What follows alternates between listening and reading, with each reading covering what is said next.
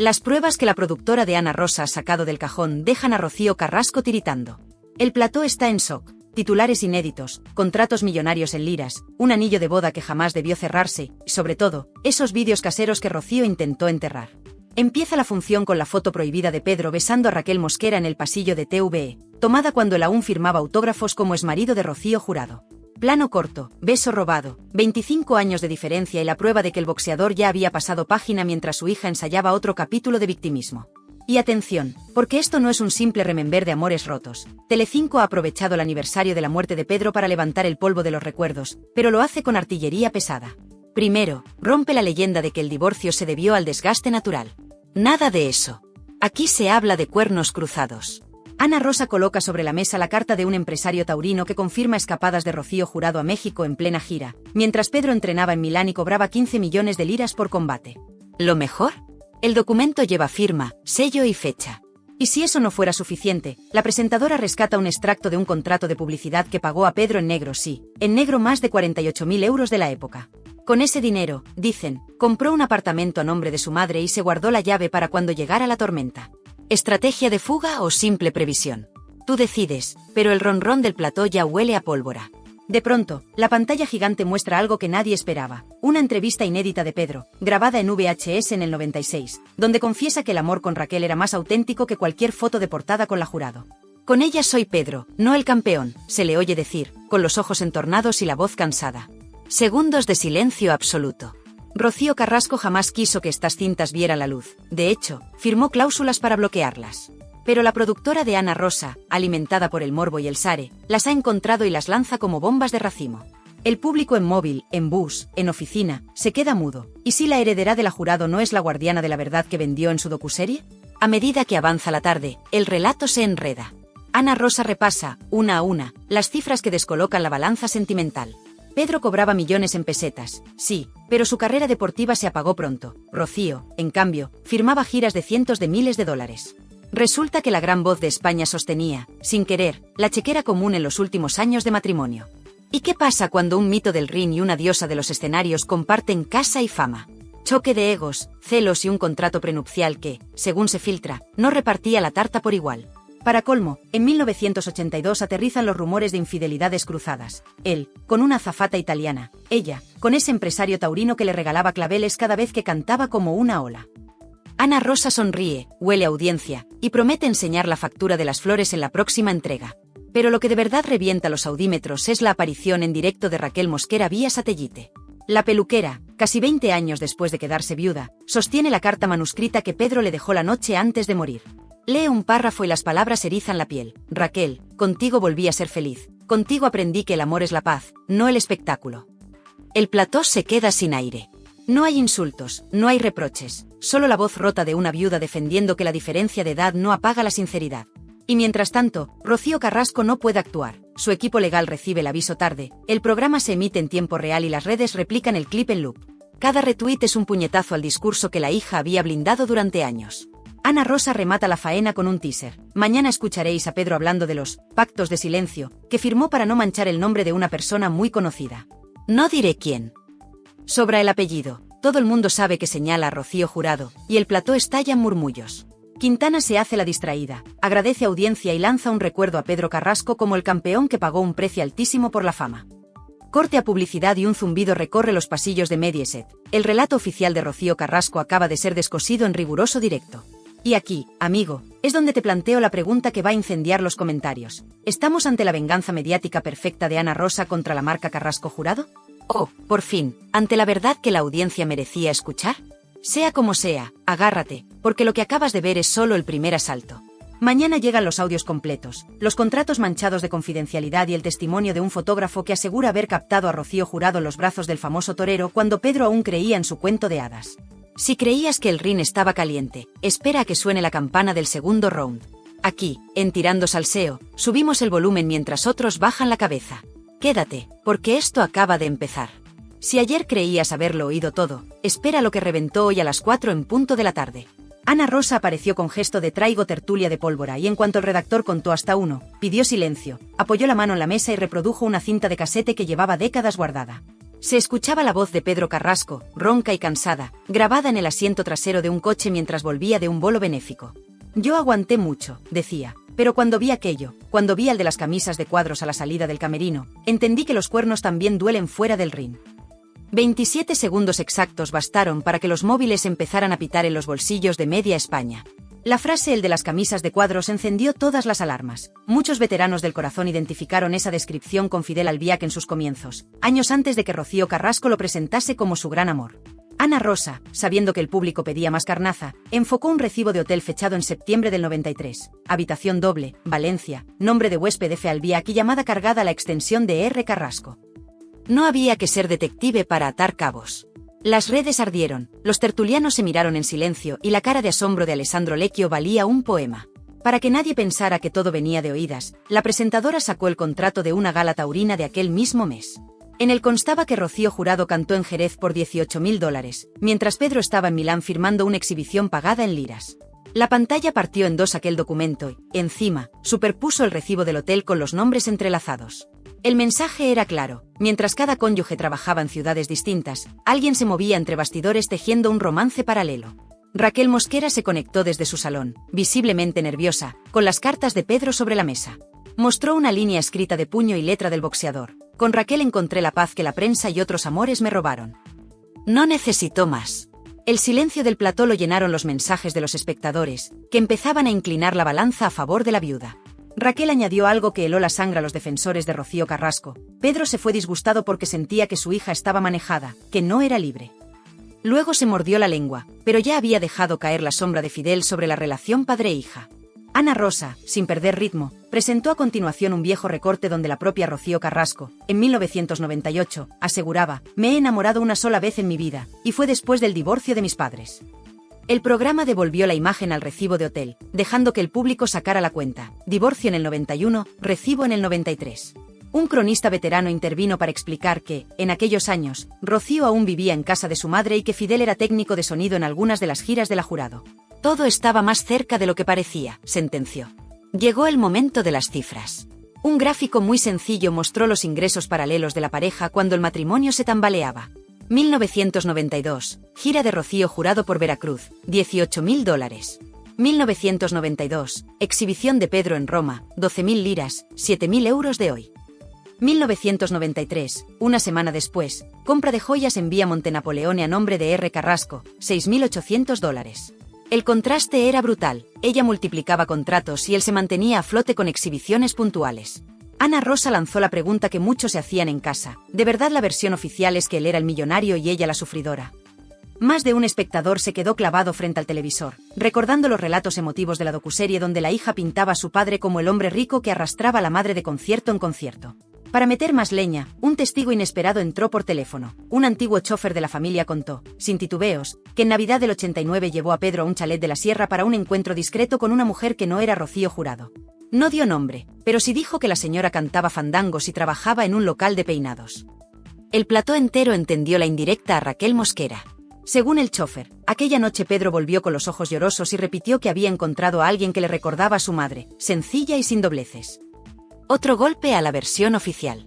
Mientras la conversación subía de tono, la dirección del programa recibió un escrito del despacho de Rocío Carrasco pidiendo que no se difundieran documentos privados. Ana Rosa lo leyó en voz alta: "Solicitamos cese inmediato de la emisión de material íntimo". Después lo dejó sobre la mesa y continuó: "Cuando la verdad se sustenta con papeles, no hay despacho que pueda taparla". Los aplausos retumbaron. Entonces llegó el bombazo final de la tarde, un fragmento más largo del casete de Pedro. En esa parte, el excampeón confesaba que estaba redactando un nuevo testamento para dejarle su chalet a Raquel y que "mi hija ya vive con quien quiere y tiene de sobra". La frase cayó como un martillo. Significaba que el famoso legado Carrasco no iba a ir todo a la rama Jurado Carrasco, como muchos creían. De fondo, la mirada de Raquel se llenó de lágrimas. Los tertulianos empezaron a barajar qué parte de la herencia podría haber cambiado de manos y cómo afectaría eso a las batallas legales pendientes. La tarde terminó con Ana Rosa adelantando que hoy mismo había localizado la póliza de seguro de vida de Pedro, donde figuraba Raquel Mosquera como beneficiaria principal. Y avisó con una sonrisa fría: "Mañana veremos cuánto dinero cambió de destino aquel enero de 2001". Fue suficiente para que varios patrocinadores reservasen espacio publicitario antes de acabar la emisión. Cuando las luces del plató se apagaron, quedaban flotando 3 preguntas que iban a incendiar sobremesas, cenas y redes sociales. ¿Conocía Rocío Carrasco la relación exacta de su padre con Fidel antes de que su madre falleciera? ¿Cuántos papeles más guardan los archivos olvidados de Televisión Española y de las productoras de los 90? ¿Volverá a hablar Raquel Mosquera o preferirá aguardar el próximo movimiento legal de la heredera? Mientras tanto, medio país preparaba palomitas para la siguiente entrega y la otra mitad buscaba viejos recortes para comprobar hasta qué punto les habían contado la historia al revés. Unos querían justicia para el campeón, otros ansiaban ver caer a la hija que monopolizó los platós, y todos sabían que Ana Rosa apenas había desplegado la primera carta del mazo. La partida seguía en marcha, y cada palabra nueva de Pedro en aquellas cintas prometía un golpe directo a la mandíbula del relato oficial. Nada más empezar el programa, Ana Rosa alzó un papel con membrete bancario suizo, lo agitó ante la cámara y soltó: «Aquí está, el dinero que nadie quería enseñar». Ni sintonía ni presentación, fue una bofetada directa al público. El documento, con fecha de abril de 1994, mostraba un ingreso de 137.000 francos suizos a nombre de R. Jurado, procedente de una sociedad radicada en Nassau.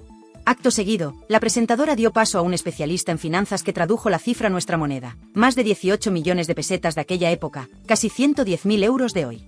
Con esto, añadió, se pagó un lote de joyas y se reservó un ático en Miami. La mesa se quedó muda. El público, en casa, apretaba la taza de café. La artista, siempre retratada como la esposa sufridora de un boxeador millonario, manejaba, en realidad, fortunas que no aparecían en ningún reportaje de los 90.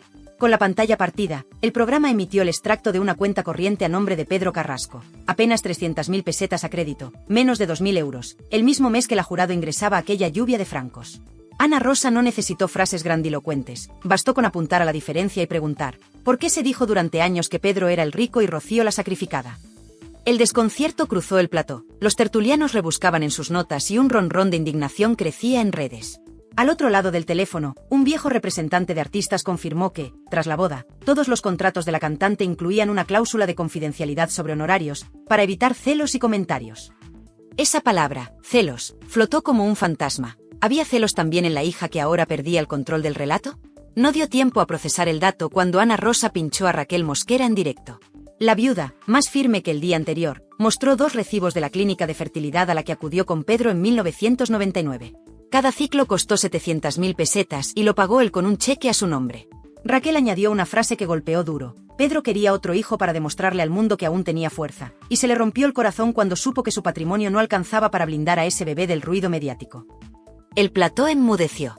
Un tertuliano dejó caer que quizá el boxeador temía que la herencia quedara en disputa con su primera hija. Raquel, sin pestañear, sacó un tercer papel, la póliza de seguro de vida con ella como beneficiaria principal y una nota manuscrita de Pedro que decía: «Para nuestra futura familia». Una bofetada al argumento de Rocío Carrasco sobre el capricho pasajero del segundo matrimonio. Mientras los móviles hervían, Ana Rosa sacó su siguiente as de la manga, un reportaje cargado de nostalgia, con imágenes de archivo donde Pedro recibe un ramo de claveles rojos después de un bolo, ramo enviado, según la carta adjunta, por un gran amigo mexicano que te admira. La tarjeta estaba firmada con iniciales imposibles de confundir: OCF. El realizador congeló la imagen y el rótulo dejó claro lo que medio país ya intuía: OCF igual a Ortega Cano. En ese instante, los mensajes en WhatsApp se dispararon. Si el diestro enviaba flores al boxeador, era un gesto de camaradería o un detalle encubierto para Rocío Jurado. A la media hora de programa, llegó otro audio inédito de Pedro. Esta vez se le escuchaba en tono íntimo, grabado, según el rótulo, durante una sobremesa de Navidad de 1995. La fama mata lo que toca, decía, y si a la fama le sumas la ambición, te quedas solo. Añadía que a mi niña la están vistiendo de muñeca y no se da cuenta. En el plató, el eco de esas palabras fue un mazazo. Pedro denunciaba, sin nombrarlos, la influencia de la madre y de Fidel sobre Rocío Carrasco. Tras la grabación, Ana Rosa miró al público y sentenció: un padre pidiendo ayuda en mitad de una cena familiar. ¿Dónde estaba la que hoy presume de haberlo protegido? El silencio se hizo tan denso que se cortaba. Como remate, el programa sacó los recibos de las flores que Rocío Jurado recibía en cada estreno de disco. Uno de ellos, fechado en 1991, ascendía a 60.000 pesetas. La tarjeta la firmaba F. Albiac, entonces ayudante de escenario. El contertulio Luis Rollán, amigo de la Jurado, se pasó la mano por la frente y admitió que nunca había visto aquel gasto. Pero lo cierto es que Fidel se movía cerca de la familia desde mucho antes de lo que cuenta la versión oficial. Fue la frase que detonó el hashtag #Fidel desde el principio. En paralelo, llegó un comunicado del despacho de Rocío Carrasco. Esta vez, le llamaron nota legal, exigiendo rectificaciones. Ana Rosa lo leyó sin anglicismos ni tecnicismos. La señora Carrasco exige que se respete su intimidad y que no se difundan más documentos privados. La presentadora levantó la vista y con voz serena respondió: nosotros respetamos la ley, pero respetamos aún más la memoria de Pedro Carrasco, que no pudo defenderse en vida. El plató estalló en aplausos. El público mayor, el de esa franja de 55 años que sigue la sobremesa, entendió cada palabra. Y la emoción cruzó la pantalla. Mensajes de apoyo a Raquel se multiplicaron y hasta espectadores que antes estaban con la docuserie empezaban a dudar. Para cerrar la jornada, Ana Rosa se guardó un gancho final. Conectó con un notario jubilado que atendió a Pedro en 2000. El hombre mostró una copia autenticada de un borrador de testamento, no el definitivo, con una cláusula sorprendente. Legaba a Raquel el 50% de los derechos de imagen que aún generara su nombre. Aquello dinamitó la creencia de que todo lo que producía la leyenda Carrasco pertenecía a Rocío Carrasco. El notario aseguró que ese borrador existió, aunque no sabe si se firmó antes del infarto. Prometió enviar el documento completo al programa si la familia no lo impugnaba. El suspense quedó servido. Todo esto en hora y media de directo. Las reacciones fueron inmediatas. Los espectadores mayores compartían recuerdos de las galas de Rocío Jurado y comparaban fechas con los extractos suizos. Los más jóvenes abrían hebras de Twitter sobre manipulación familiar y gastaban memes con flores de 60.000 pesetas. La propia productora de Rocío Carrasco filtró a algunos digitales que estudiaba denunciar revelación de secretos, pero la bola de nieve ya rodaba. Ana Rosa cerró con una mirada al objetivo y una promesa. Mañana mostramos el parte médico donde el cardiólogo de Pedro advierte: estrés familiar mantenido como factor de riesgo. Y veremos quién provocaba ese estrés. Sin despedidas grandilocuentes, solo una última frase para la audiencia que, a esas alturas, estaba pegada al sillón: no cambien de canal, que esto solo acaba de empezar. El SARE se disparó hasta rozar el 21% y el zumbido de los móviles confirmó que el país entero pedía más. ¿Conclusión? No hubo cortina de humo ni Toby Continued en inglés, simplemente un hasta mañana que huele a más papeles, más cintas y más secretos de un clan que, por primera vez, ya no controla la versión oficial. Y ahora la pelota está en el tejado de Rocío Carrasco. Si responde, avivará el fuego; si calla, confirmará cada sospecha. Mientras, España ya se ha dividido en dos equipos: los que creen que Pedro murió traicionado por su propia sangre y los que aún defienden la versión de la hija. Se avecina tormenta y, con ella, la certeza de que el salseo no entiende de treguas, ni de silencios. Cuando parecía que ya lo habíamos escuchado todo, Ana Rosa regresó al plató con una nueva bomba que dejó al país con el café a medio tomar. Un documento legal firmado en 1996 donde Pedro Carrasco solicitaba la revisión de la custodia compartida de su hija. El público se quedó de piedra. Pedro había querido volver a tener contacto regular con Rocío Carrasco cuando ésta ya vivía bajo la influencia de Fidel. La respuesta estaba ahí, con el membrete del Juzgado de Familia de Madrid y la firma del exboxeador. El motivo alegado era claro y contundente: cambios en el entorno de convivencia de la menor que afectan a su estabilidad emocional. La frase encendió todos los platós de televisión como un cerillo en un charco de gasolina. Acto seguido, Ana Rosa sacó lo que calificó como el parte médico que prometimos ayer, un informe emitido por el cardiólogo de Pedro, fechado apenas 5 meses antes de su muerte, en el que se especificaba que sufría arritmia agravada por estrés familiar mantenido, entorno tóxico y ansiedad situacional crónica. Ningún nombre, claro, pero las piezas encajaban como un dominó de cristal a punto de estallar. El plató se congeló. Los tertulianos se miraban entre ellos, sabiendo que esta vez la acusación no venía de rumores, sino de un informe clínico. Esto ya no es salseo, es tragedia griega, susurró uno. Raquel Mosquera, una vez más, se conectó desde su salón, esta vez con una camisa blanca impecable, sin apenas maquillaje y con los ojos hinchados. Pero habló. Y vaya si habló. Sacó de su bolso un pequeño marco con una foto en blanco y negro, Pedro en bata de entrenamiento, ella abrazada a su cintura. Esto fue el día que le dijeron que Rocío no le cogía el teléfono desde hacía 3 meses, dijo. Y añadió: esa noche lloró como un niño. Me dijo: me han robado a mi hija y encima me llaman manipulador. El plató entero se vino abajo. La audiencia se fundía con la pantalla. El dolor atravesaba como un cuchillo de mantequilla. Raquel, entre lágrimas, terminó diciendo: yo no soy periodista, pero el Pedro que yo conocí no mentía. Se murió pensando que su hija ya no era su hija. En ese instante, Ana Rosa detuvo el ritmo y pidió silencio. Señoras y señores, dijo con una solemnidad casi fúnebre, vamos a emitir ahora el audio más delicado de todos. El silencio era total. Ni un estornudo. Ni un clic de bolígrafo. Solo tensión. Y entonces se escuchó. Era la voz de Pedro Carrasco, grabada en un contestador automático. Rocío, soy papá. Solo quería saber si te hace falta algo. Llamo mañana otra vez. Un beso. La fecha era 1998. 3 llamadas así se reprodujeron. En ninguna hubo respuesta. Ana Rosa miró al público. No son acusaciones. Son hechos. El siguiente bloque fue aún más brutal. Se conectó en directo una enfermera que trabajó en la clínica donde Pedro fue ingresado en 2000 por una crisis nerviosa. Lo contó sin filtros. Pedro llegó descompuesto.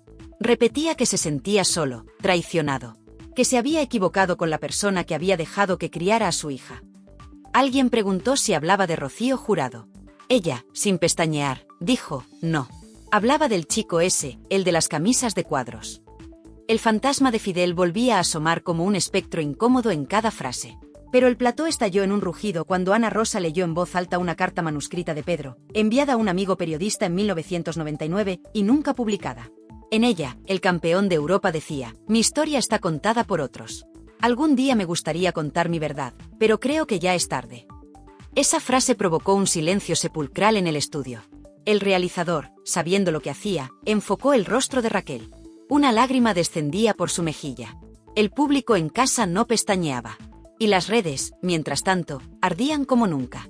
Y entonces, otro personaje irrumpió. Un excompañero de entrenamientos de Pedro que se encontraba en Miami llamó al programa en directo.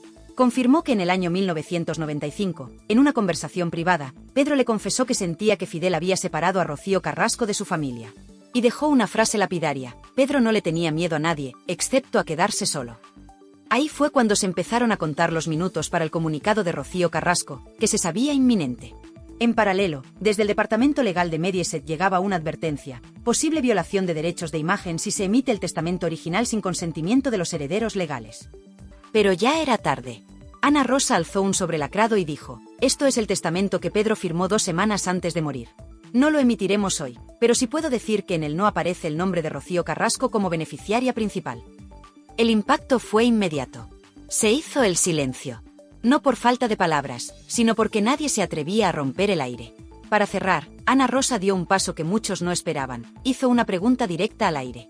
¿Queréis saber por qué Pedro no dejó su nombre a su hija en ese testamento? Porque su hija ya no era libre. Y él lo sabía. La audiencia explotó. La pantalla se llenó de mensajes. Algunos defendían a Rocío, pero muchos más comenzaban a girar el foco. El relato oficial empezaba a resquebrajarse. Y como si no bastara con todo lo anterior, en el último segundo del programa, se leyó una cita atribuida a Pedro Carrasco que cerró la jornada con el impacto de un directo al mentón. Cuando una hija calla ante la injusticia, deja de ser mi sangre para ser solo un apellido. La frase apareció en pantalla sobre fondo negro, sin música, sin voz en off. Y bastó. Cuando los espectadores pensaban que ya lo habían visto todo, que ningún otro documento o testimonio podría añadir más leña al fuego, Ana Rosa dio el golpe más certero de toda la semana. A las 5:15 exactas, interrumpió a un contertulio para decir, hay una última cinta. Es breve, pero es la que lo cambia todo. Silencio total en plató. El sonido que se oyó a continuación no era una voz cualquiera. Era Pedro Carrasco, desde el interior de una consulta médica, respondiendo a una pregunta sobre su estado de salud. Lo dijo con esa voz grave, rota y honesta, no tengo miedo a morirme. Tengo miedo a que mi hija crea las mentiras de quien le quiere lejos de mí. Un puñetazo al alma. No hubo aplausos. Solo lágrimas en muchos rostros, dentro y fuera de pantalla. Inmediatamente después, la producción del programa mostró en pantalla una línea de tiempo, desde 1991, fecha del divorcio entre Pedro y Rocío Jurado, hasta 2001, año de su fallecimiento. En ese gráfico, con puntos rojos, se marcaron todas las veces que Pedro intentó un acercamiento público o privado con Rocío Carrasco. Fueron 12. Ninguna recibió respuesta. Algunas incluso, según testigos presenciales, terminaron con silencios tensos o rechazos por parte del entorno de Rocío. Pero lo que más escandalizó a los espectadores fue la revelación final de Raquel Mosquera, una carta sin fecha exacta, pero escrita de puño y letra por Pedro, en la que decía, me han vetado como padre. No puedo competir con la fama, ni con los asesores, ni con los que viven a costa de crear odio. Si me pasa algo, que alguien diga que lo intenté. Esa frase quedó congelada en pantalla durante 30 segundos. Tiempo suficiente para que miles de espectadores la fotografiaran, la compartieran, la hicieran viral. Y tiempo suficiente también para que el relato oficial de Rocío Carrasco empezara a desmoronarse delante de toda España. Los tertulianos se quedaron sin argumentos. La narrativa de la hija desamparada que luchaba contra un entorno hostil había chocado de frente con los papeles, los audios, los testigos y las emociones más crudas. Porque ya no era solo una cuestión de versiones enfrentadas. Era una cuestión de verdad. De hechos. De dolor tangible. Y cuando parecía que el programa iba a cerrar así, Ana Rosa sorprendió con un último invitado, el antiguo administrador de Pedro Carrasco. Un hombre mayor, con rostro serio y gesto de quien ya no tiene nada que perder. Lo que soltó fue dinamita. Dijo que, en el año 2000, Pedro se reunió con él para discutir la venta de un piso que tenía en la Costa del Sol. La intención era clara, quería dinero rápido para asegurarse de que Raquel no tuviera que depender de nadie si a él le pasaba algo. La venta no llegó a cerrarse, pero el mensaje estaba claro. Pedro temía que lo poco que tenía no bastara para proteger a quien él consideraba su verdadera familia en ese momento. Y no mencionó en ningún momento a Rocío Carrasco en esa conversación. Ni una sola vez. El plató era una olla a presión. Los móviles no paraban de vibrar. Las redes hervían con mensajes cruzados. Algunos seguían defendiendo a Rocío, pero cada vez más voces exigían una revisión de todo el relato mediático. Incluso periodistas que habían apoyado la docuserie empezaban a lanzar tweets con palabras como revisión necesaria, documentos reveladores o directamente hemos sido engañados. Y entonces, en el último minuto, ocurrió lo impensable. Ana Rosa pidió a realización que cortaran las luces y dejaran solo la imagen del chalet de Pedro Carrasco en Torrelodones.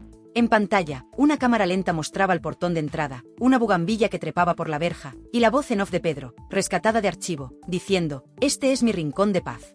Aquí fui feliz». Nada más. No hizo falta ningún editorial, ninguna conclusión. Ese plano silencioso, cargado de melancolía, fue el clavo en el ataúd de la historia oficial que durante décadas nos habían contado. Al terminar la emisión, Telecinco tuvo que emitir un comunicado reconociendo que los documentos presentados eran auténticos, y que cualquier derecho a réplica por parte de Rocío Carrasco quedaba garantizado. Pero ella, hasta ese momento, no dijo ni una palabra. El país entero estaba dividido. Las sobremesas de 500.000 de hogares se habían transformado en juicios improvisados. En peluquerías, panaderías y autobuses se repetían las frases de Pedro como mantres. En redes, los hashtags almohadilla Pedro Carrasco tenía razón y almohadilla la verdad de Raquel Mosquera arrasaban en tendencias. Y en medio de todo este terremoto, solo una pregunta quedaba flotando. ¿Quién repara el daño hecho cuando la verdad llega demasiado tarde? En medio de tanto documento desenterrado, de audios que nadie esperaba, de cifras que rompen el relato oficial, y de silencios que ahora pesan como losas, una verdad empieza a abrirse paso entre las grietas del pasado. La historia que nos contaron no era toda la historia. Pedro Carrasco, el campeón, murió con más preguntas que respuestas, con más cariño en su corazón que poder en sus manos, y con una sensación amarga, la de que alguien, más cerca de lo que pensaba, quería reescribir su vida en tercera persona. ¿Era Fidel? ¿Era Rocío Carrasco? ¿Era una maquinaria mediática que supo aprovecharse de una familia rota? Porque aquí lo que de verdad se pone sobre la mesa no es una factura suiza ni una póliza de seguros. Es el derecho de un hombre, un padre, un marido, un luchador, a que se escuche su versión. Y durante demasiado tiempo, esa versión fue silenciada. ¿Y qué ha hecho Ana Rosa? Ni más ni menos que lo que la audiencia pedía a gritos: abrir el cajón, sacar los papeles y dejar que hablen los hechos. Ni ediciones emocionales, ni cortinas de victimismo, ni llantos premeditados. Solo verdad, aunque duela. Solo verdad, aunque incomode. El vídeo del casete con la voz de Pedro diciendo: «Mi hija ya ha elegido con quién vivir, y yo no la reconozco», dejó helada a media España. Esas palabras, dichas sin rencor pero con tristeza, revelan algo mucho más profundo que una pelea familiar, una fractura generacional y emocional que no se ha querido ver. Y la gran pregunta, la que retumba tras cada minuto de emisión, es: ¿dónde estaba Rocío Carrasco mientras todo esto ocurría? ¿Por qué no contestó a estas pruebas cuando tuvo todo un documental para hacerlo? ¿De verdad nos creímos que su padre era un hombre distante y millonario, que no quería saber nada de ella? Porque, y esto es lo más duro de decir, a veces, el relato de una víctima mal contado puede convertirse en el verdugo de la verdad. Ana Rosa ha expuesto papeles. Raquel Mosquera ha mostrado recibos. Han hablado testigos que llevaban años callados. Y todos coinciden en una idea: Pedro Carrasco no fue el hombre frío que quisieron pintar. Fue un padre preocupado, un marido entregado en su segunda oportunidad, y un profesional que lo perdió todo menos su dignidad. Y ahora, ¿qué hacemos con esto? Pues lo primero, no mirar a otro lado. Porque tú, que estás viendo esto, tienes derecho a saberlo todo. Tienes derecho a ver las dos caras de la moneda. Y también tienes derecho a indignarte, claro que sí. Porque ¿cuántos años llevamos tragando relatos construidos por equipos de guionistas, por productoras millonarias, por gente que vive del victimismo mientras otros no pueden ni defenderse? Y eso, precisamente eso, es lo que este canal quiere evitar. Aquí estamos para ponértelo todo sobre la mesa. Para que tú pienses, para que tú decidas. Para que nadie te diga cómo debes sentirte. Si hoy has sentido rabia, si se te ha escapado una lágrima, si se te ha revuelto el estómago escuchando a Pedro decir que su hija estaba manejada, es porque algo no cuadra. Y ya es hora de que empiece a cuadrar. Déjanos tu comentario. ¿Tú crees que Rocío Carrasco sabía todo esto? ¿O era ella también una víctima manipulada por Fidel?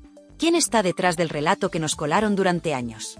Comparte este vídeo si tú también crees que la verdad no necesita efectos especiales ni música triste de fondo. Solo necesita que la dejen hablar. Suscríbete a Tirando Salseo si quieres que sigamos destapando todo lo que la tele tradicional no se atreve ni a mencionar. Aquí no hay filtros. Aquí hay papeles. Aquí hay verdad. Y recuerda una cosa, el salseo no es solo cotilleo. El salseo, cuando se hace con rigor, con documentos y con memoria, se convierte en justicia televisiva. Y si este vídeo te ha abierto los ojos, imagina lo que viene mañana. Nos vemos en el próximo vídeo, pero esta vez, con los guantes puestos. Porque la pelea por la verdad acaba de comenzar.